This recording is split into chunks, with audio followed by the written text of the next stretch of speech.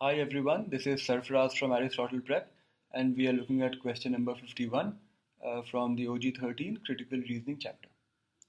The stimulus says, rye sown in the fall and plowed into the soil in early spring leaves a residue that is highly effective at controlling broad-leaved weeds, but unfortunately for only about 45 days. So rye leaves a residue that can control weeds for 45 days. No major agricultural crop matures from seed in as little as 45 days. Synthetic herbicides, on the other hand, although not any longer lasting, can be reapplied as the crop grows.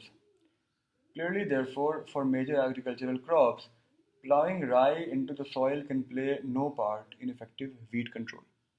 So understand the argument. It says rye, when it is plowed, leaves a beneficial residue in the soil, but that only lasts for 45 days. Synthetic herbicides can last longer because they can be used again and again.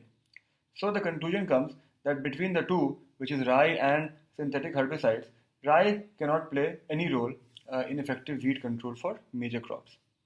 If you remember, there is a similar question in the OG that I discussed in the past, which is absolutely using the same structure as this one, which is question number 41.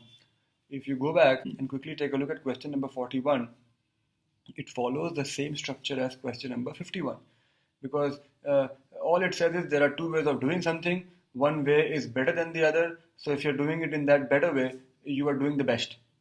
The assumption again is you can't use both the methods together. The same thing happens in this question also. The assumption is you can't use rye and herbicides together. Why should we conclude that plowing rye can play no part? It can play a small part, for all you know.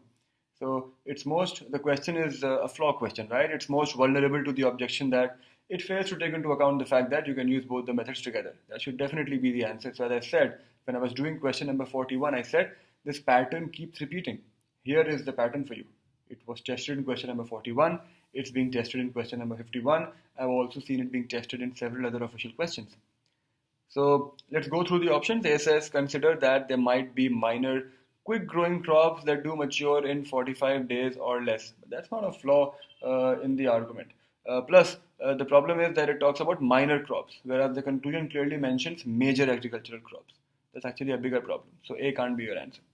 B says identify any alternative method of weed control that could be used instead of the method it rejects. But it is pretty happy. I mean, the argument is pretty happy using the herbicides, synthetic herbicides.